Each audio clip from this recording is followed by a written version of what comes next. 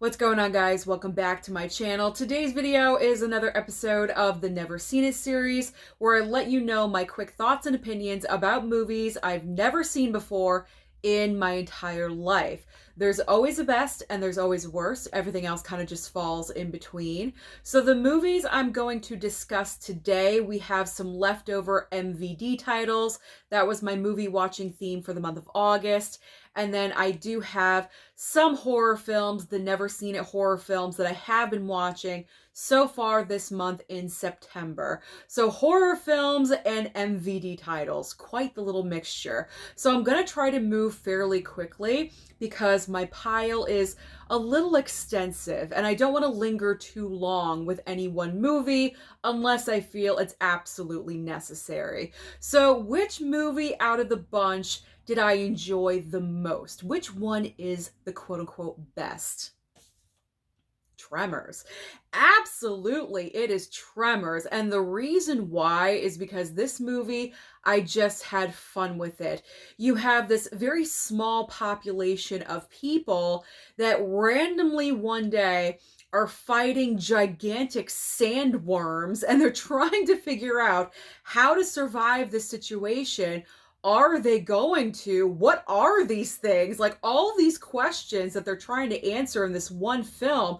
And I do have to say, this movie has a fantastic, underrated ensemble cast, probably one of the best. And it's got Reba McEntire, Fred Ward, the dad from Family Ties, obviously Kevin Bacon, and other stars in this movie. So I just had a lot of fun watching this, but I do have to say, the best thing that I really enjoyed about this film was the chemistry between Kevin Bacon and Fred Ward. They were fantastic. It was so natural and so believable. I loved it. Great fun movie, and I'm so happy I finally watched this thing because I picked up the steelbook at FYE. I've not been to FYE in probably about a year, so that's how long it's been in my collection, at least a year, and I finally watched it. Now I know Tremors has several sequels. Here's my question to you. Are they worth watching? Should I go forward with my Tremors movie watching experience? Is there like 7 now? It's like something ridiculous. I know part 2 is coming to Arrow with a 4K upgrade, but beyond that, beyond the second one, are they worth it? Comment down below and let me know. But this was my favorite of the entire bunch. Had a great time. All right, next up, A Perfect Getaway. Now, this isn't necessarily a horror film. It's kind of more like a horror thriller, I guess.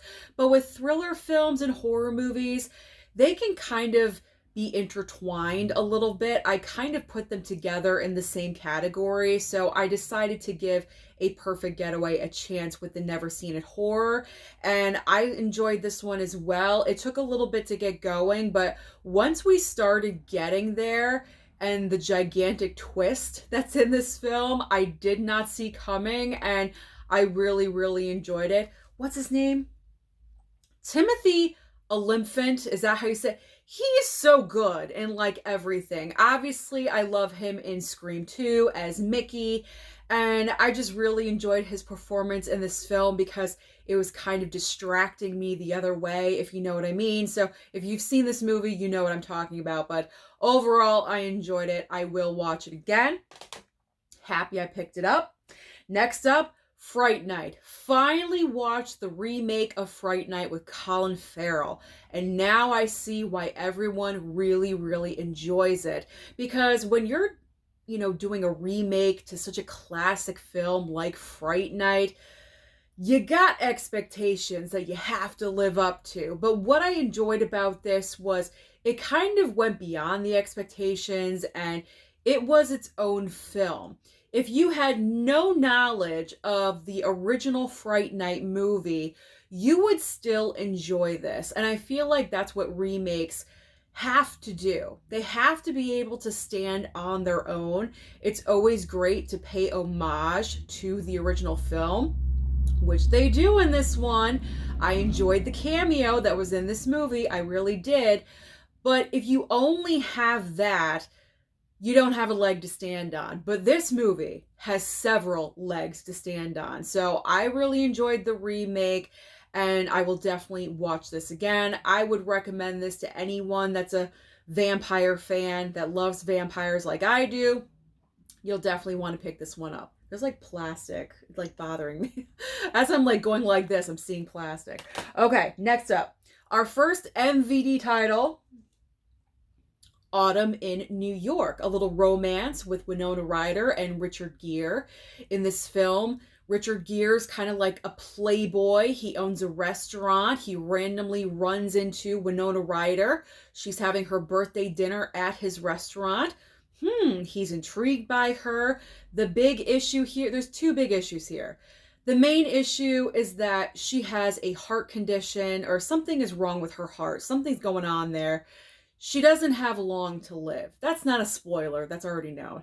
And the second is obviously the age difference between the two of them. Is it possible for them to have a successful relationship when he's coming from a life of being a playboy and she's kind of more in the opposite direction? She's more subdued. I really enjoyed this movie. I know when this film first came out and it hit the box office, it didn't really make a lot of money, and I know it didn't really get a lot of attention, but I enjoyed it. We all did. Mama Blu-ray really liked it. Even Daddy Blu-ray said, wow, I really like that movie. I like the chemistry between the two of them. I thought it was believable, so give this one a chance. It's decent. It's not a horrible movie. I feel like this one really got overlooked in the past, and I liked it, and I like the slipcover. I like the slip as well. Okay, here we go. Some of you said that I was going to hate this movie. I don't hate this movie. I had a lot of fun with this movie. And it's Slaughter High. Slaughter High from Vestron. I mean, just look at this slipcover. It's awesome.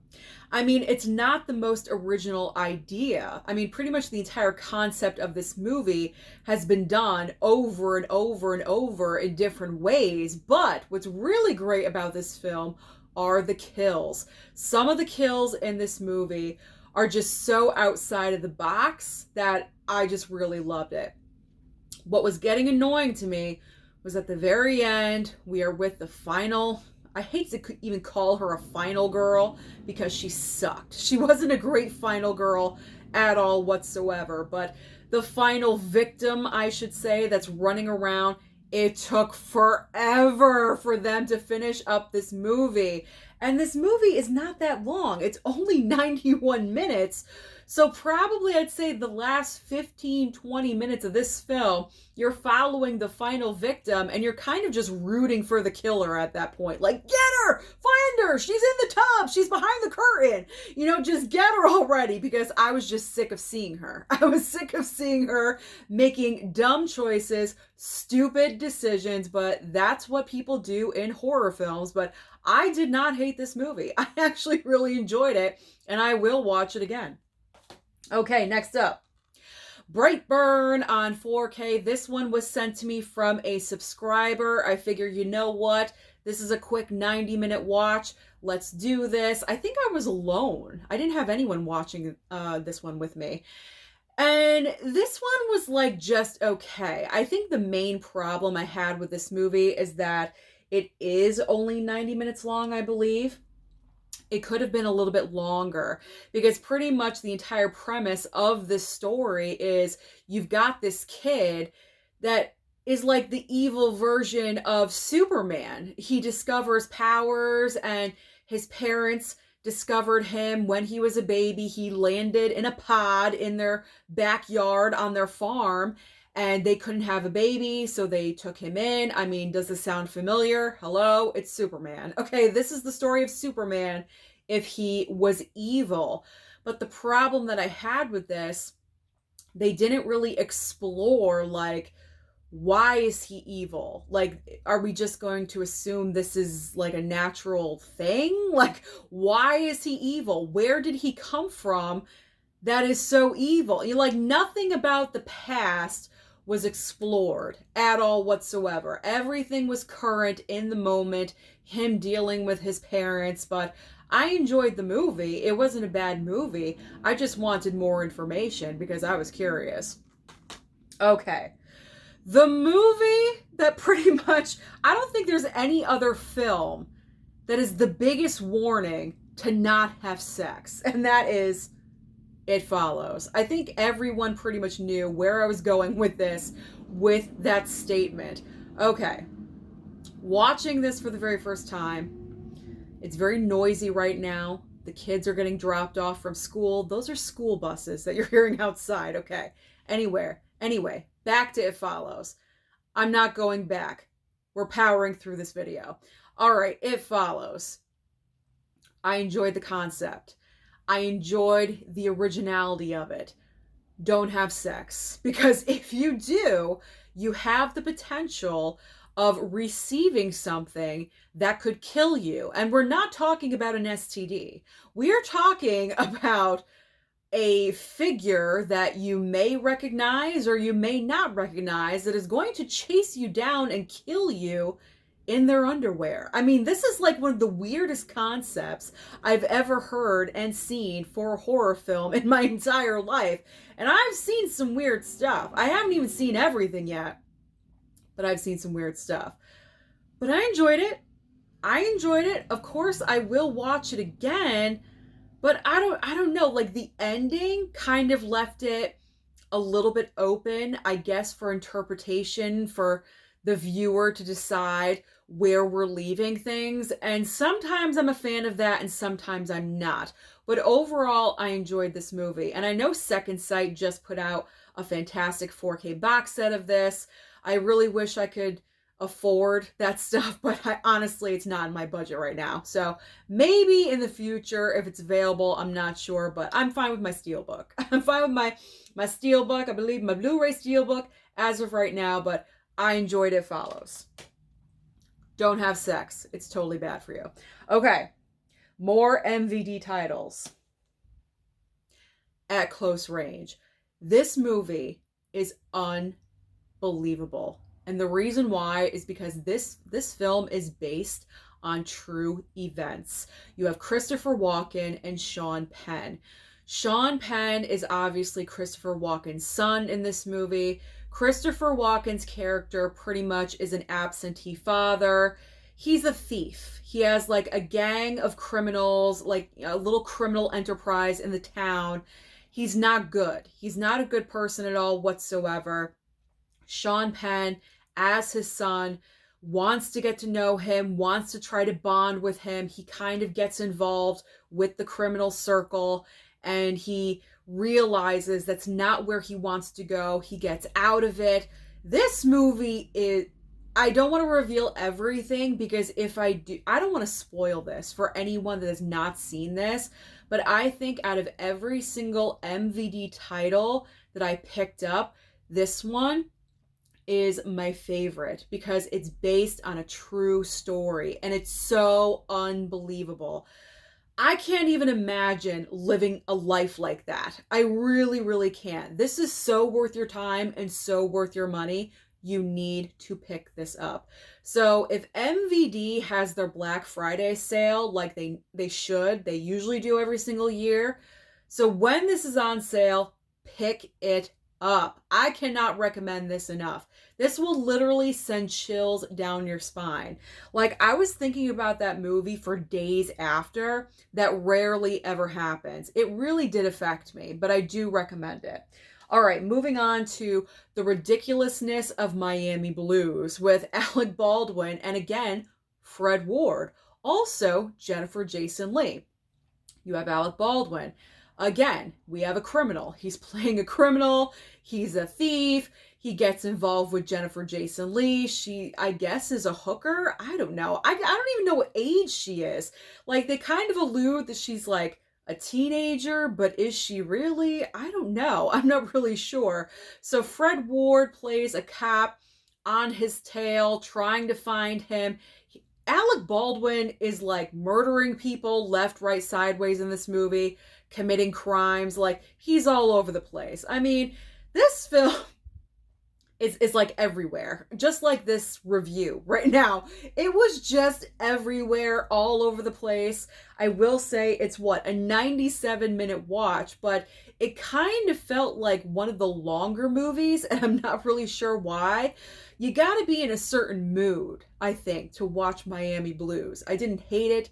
I didn't love it. It's in the middle. Not Alec Baldwin's best performance, but it was interesting. I will say that. All right. Bright Lights, Big City. Michael J. Fox.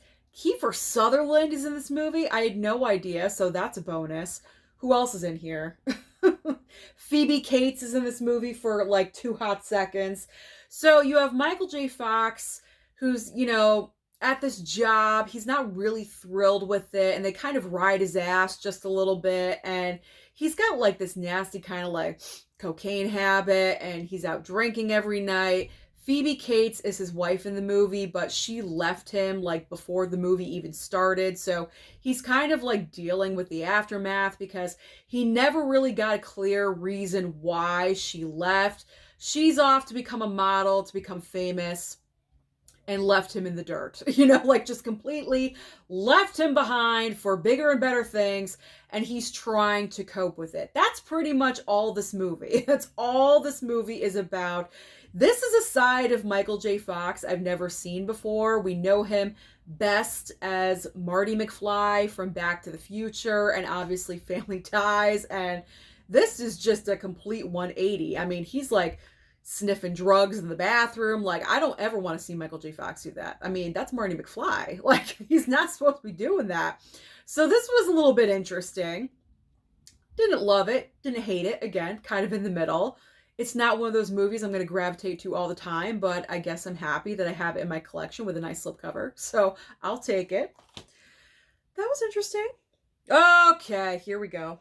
This one I just watched last night. It's fresh in my brain. Ooh, we got 31 by Rob Zombie. And I love Rob Zombie. Sarcasm is dripping all over the place. Okay. My big thing with Rob Zombie, I think I'm getting to know what my issue with him is. And after watching this movie, it became a little bit more clear. Now, I haven't seen everything that Rob Zombie has done. Keep that in mind. However, from what I have seen, I think the main issue, because Rob Zombie, as we know, likes to write and direct all of his projects. He likes to have complete control.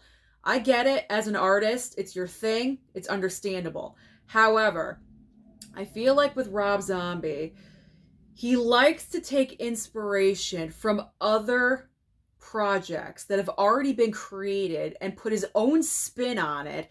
And it's always like grindhouse porn, like the nastiest kind of language you could ever use. So you really don't associate it with the inspiration. But I could see through that, and I could see, because watching 31, to me, this was a combination of the Hunger Games and the Purge films, if you know what I mean. And if you've seen this film, I think I'm pretty dead on. It's pretty accurate, because you have this group of people right here. It's like an entire like caravan of people. Are they like carnival people? I don't know. They're like going somewhere. They get stopped to play this game called 31, and they have 13 hours to live. Malcolm McDowell and like a bunch of other uppity up people are dressed up from like the 1700s. I don't even know. It's like the weirdest concept. And they're placing bets on who is going to survive. So that's where Hunger Games kicks in for me, because they're placing bets on who's going to make it the 13 hours. And then because of the time limit, it reminds me of The Purge. So you get what I'm saying? Like, because of that reason, that's what Rob Zombie's doing. He's taking other people's ideas and spinning them, putting his own twist and slapping his name on it and saying that it's his own idea. Because and here I'm going on a tangent with this movie. I thought I would, so just be prepared. House of a Thousand Corpses reminded me of Texas Chainsaw Massacre just a little bit. Halloween, obviously, we already know that one. The Munsters, again, we already know that one. So you know what I'm saying? Like, he has this trend of doing this over and over and over again. So I'm going to continue to explore his filmography. It's kind of like a mission at this point to see what movie he's kind of taken from next, if you know what I'm saying. So with this one, I didn't hate it. I didn't hate it, but I was like, that's not really an original concept at all whatsoever. It's like you took two popular movies and morphed them into one and slapped 31 and put in some nasty language, and it's a Rob Zombie film. So, but it's a great looking steelbook. Great looking steelbook. So I'm happy I finally cracked that puppy open. Okay. We're already at the 20-minute mark. We gotta speed through this. All right, last night also watched Candyman, remake, reboot, whatever this is. So when I first started watching it, I think I just spit. And if I did, I apologize. Okay, so when I watched this last time, I'm just going to be honest at this point. I'm not starting over. When I started watching this, I was into it. I was into the concept. I like the idea. If you've seen this film, you know who he is with the first film. That's all I'm going to say. But biggest mistake ever, why did they not use Tony Todd? Why did they not use Tony Todd throughout the entire film? He is Candyman. He is the character. Like, you cannot replace him. And don't tell me that Tony Todd is too busy, okay? Like, Candyman is his bread and butter. If they went to him and said, hey, Tony Todd, we're doing a remake of original Candyman. We want you to be in it. Are you in? You know he would say yes, especially because Jordan Peele was involved with this. Of course he would say yes. He would not say no, because how do I know? He's at the end of the movie for 2 seconds. It was a complete waste. What was the point? He should have been throughout the entire film. So that was my main issue with this movie, because Tony Todd is Candyman. No one else can take that man's place in this part, because he's one of the horror icons, in my opinion. He is a horror icon. All right, so I was let down by that one. Thankfully, I got it on sale. Okay, watch The Cursed. This one is pretty self-explanatory. You have like these gypsies on this land. They don't want to leave. These townspeople or landowners, I guess, kind of ambush them. They tell them to leave. They don't want to go. So pretty much they kill them. And the gypsies curse the land. That's all I'm going to say.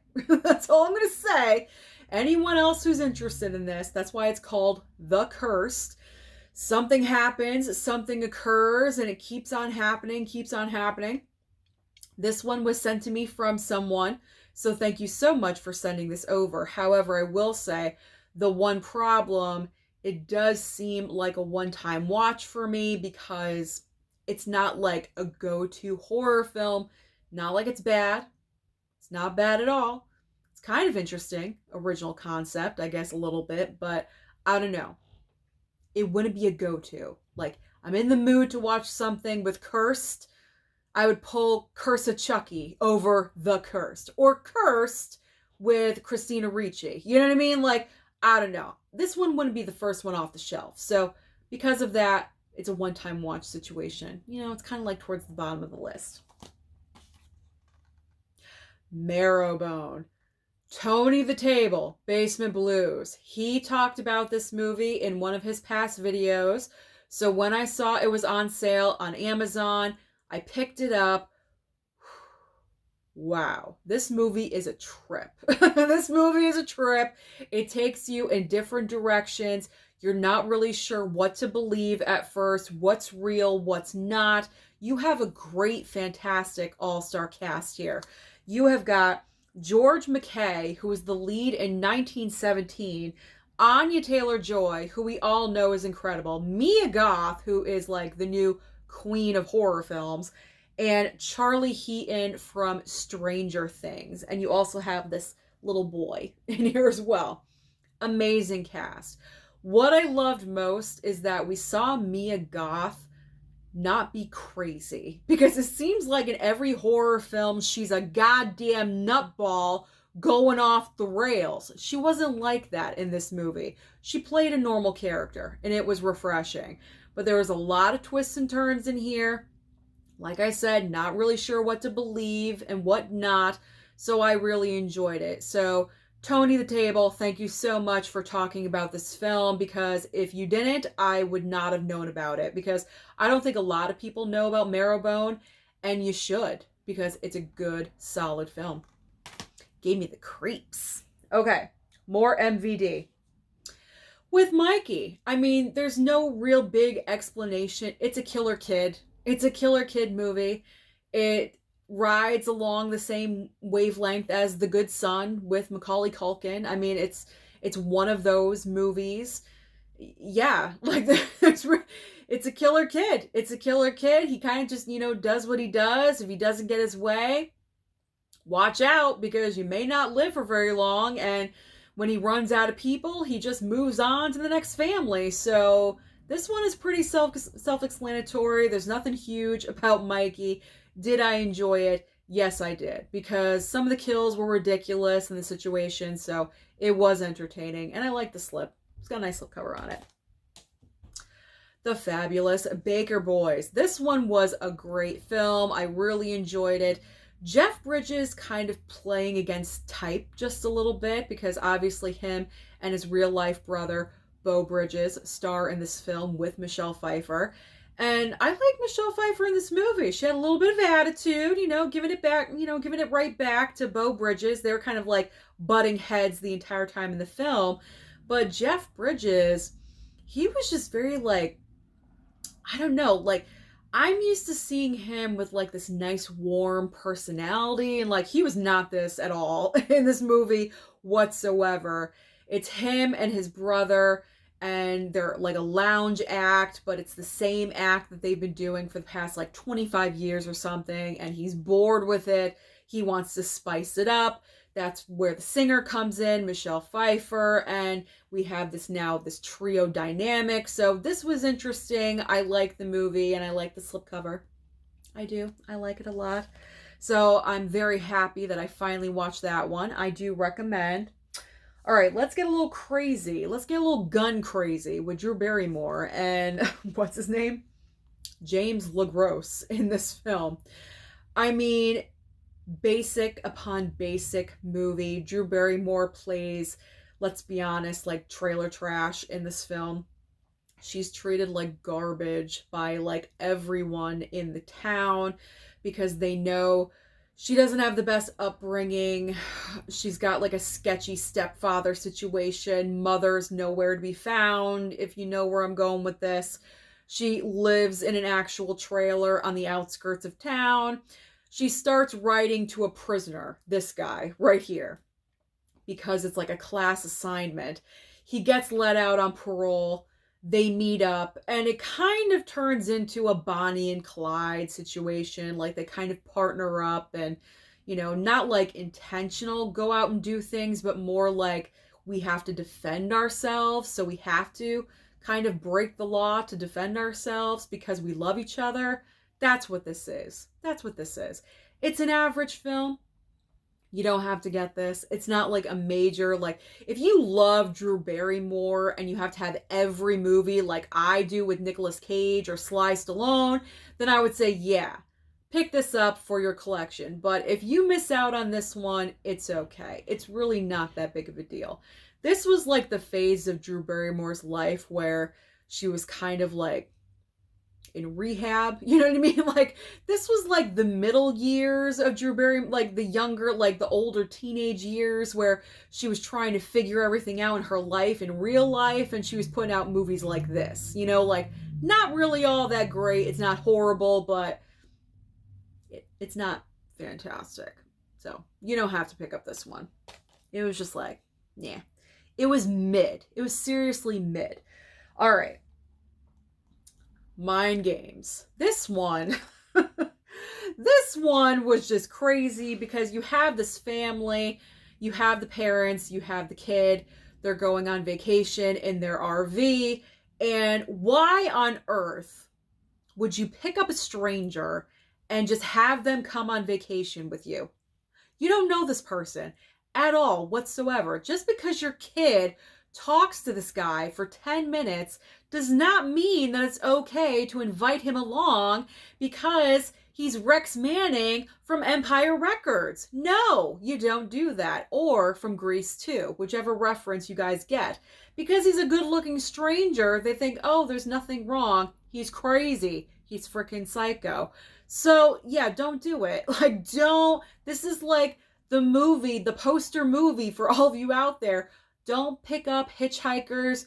Don't pick up strange people on your way to vacation somewhere in your RV. Don't do it, because this is going to happen to you right here. You're going to have duct tape over your mouth and he's going to kill you. So don't do it. It was entertaining. I will say that. It was more entertaining than Gun Crazy, so that's always positive. All right. Talk about true stories that rocked my mind. Not Without My Daughter with Sally Field. Holy crap. My mom has been wanting to watch this movie with me for an extremely long time. It's one of her favorites. I personally had never heard of this movie before. This one was sent to me. My mom was so excited to watch it. So for her one night, I said, Mom, we're watching Not Without My Daughter. She got so excited. So here I am settling in. I did not realize the ride, the emotional roller coaster that I was going to take watching Not Without My Daughter. Sally Field is married to Alfred Molina in the movie. So he is from, I believe he's from Iraq. And he's not been home in like 10 years or something. So he hasn't seen his relatives in over a decade. And he's built a life in America. Obviously, they have a daughter, hence the title. And he wants to go back to Iraq. I think it's Iraq. I want to make sure. It's the Middle East. It's the Middle East somewhere, but I want to say it's Iraq. So he wants to go back to his homeland to see his family, see his relatives. Sally Field, as his wife, is very, very unsure about this because she doesn't know if she wants to go there. She wants to play it safe, stay in America. I would be the same way, to be honest. I would want to stay here. But she agrees. We'll have a 2-week vacation. We'll go over there. And let me tell you, this guy, when they're over there, completely does a 180 with his personality. He becomes controlling. He becomes abusive. He does not want to let his wife or his daughter leave. And this story is literally about Sally Field portraying this mother trying to get out and save her daughter. This movie is absolutely incredible. Absolutely incredible. The only reason why this wasn't like my number one favorite is because it gets serious. It gets very, very serious. There's physical violence in this movie, and I had a lot more fun with Tremors because it was way more lighthearted, so I had a better time with it. But this film, I would recommend everyone to see because it is amazing. And I'm not sure if it got any award season recognition. I should have looked that up prior to this video, but if it didn't, that's a crime because Sally Field was amazing in that movie. All right, we got 3 more to go. Another MVD, The Last American Virgin. This one was fun. It's kind of like your typical raunchy comedy. You have 3 best friends. They're trying to lose their virginity and they're just overly sexual. Like they're just trying in every situation possible to lose it somehow. There's one particular boy who is the main character that really does have feelings for this one girl in the movie. But what's really messed up is that one of his best friends, one of the 3 guys, starts dating her. What a jerk. Like, that's guy code. Like, you don't do that. That's hands off. Like, you just don't cross that line. And this jerk in this movie did not care at all whatsoever about his feelings. And I was heartbroken for this kid because it's like his feelings just got completely discarded. Like, who cares? And then when his friend is a jerk to the girl, he goes in and, like the knight in shining armor to like save her. And all I'm gonna say is the ending of this film is so messed up. The ending is so messed up, and if you've seen this film, you know exactly what I'm talking about. And then it just ends. I was so surprised, and I think if I remember correctly, I did put on the special features. There was supposed to be, I guess, at least a sequel or two more movies after this that never got made. So maybe that's the reason why they kind of left it on that little bit of a like shock moment, like cliffhanger, and it just ended because they planned on more movies, but it never happened. So this is one of those films where you have this like, oh my God ending with like no conclusion. There's like no conclusion at all whatsoever. This movie was heartbreaking for me for the lead character. I felt so bad for him. But if you're in the mood for like a different raunchy comedy, this one really, like, we're talking like kind of like a gangbang, like there's situations in this movie, like threesomes, like there's a lot of stuff going on in here. This is beyond raunch. This is like a full out sex movie with teenagers. Like, so if you want something different, then go for this one. If you don't want American Pie because you've seen it 10,000 times, go for The Last American Virgin. That'll really do it. Okay. That's all I'm going to say. My face is getting all red. All right, here we go. Two more movies. Desperate Hours with Mickey Rourke, Anthony Hopkins, Mimi Rogers, and Kelly Lynch. Now, with a cast like this, you would think, oh my God, fantastic movie. Not really. I would want to say it's a fantastic film, but it's not. What it is, it's a drawn out film. Very drawn out. You have Mickey Rourke as the main criminal character. Surprise, surprise. Kelly Lynch plays, I guess, his attorney, but also his girlfriend. So she's kind of like, a double cross, you know what I'm saying? So she helps him escape, and he has a couple of other people, I believe a brother and a friend or something, helping him escape from prison, jail, whatever it is. And they hide out. They choose this one house in this neighborhood, and it's, Anthony Hopkins and Mimi Rogers. It's their house. And the entire film, they're just holding everyone hostage. It's a long, drawn-out story. There really isn't any action until the very end when, like, the SWAT team shows up and, like, all this stuff. I expected better from this movie. I feel like this was a waste of Anthony Hopkins' talent because it's Anthony Hopkins. I mean, he's iconic at this point, and it was kind of a waste of iconic status to me anyway. So I wasn't overly thrilled with this. I won't be pulling this off the shelf to watch anytime soon because I'm good. I've had my fill. I'm good for right now, but I don't know. It was just okay. It was just okay. Kind of let down.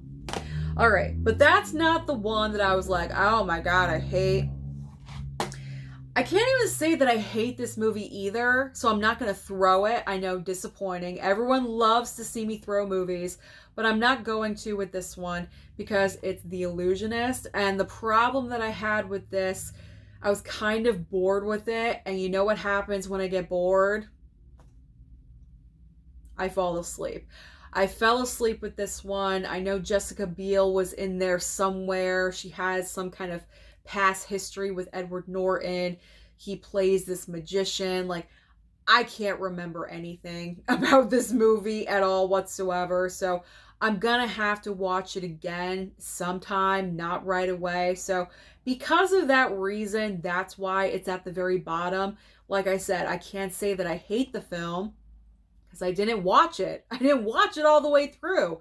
So maybe I'll hate it in the future. I'm not really sure. But as of right now, it's just at the bottom of the list. So that is everything that I have been watching lately. Comment down below and let me know, what have you been watching? What did you love? What did you hate? And let me know about Tremors. Should I go further in this franchise? Don't forget to like and subscribe before you leave, and I'll see you next time.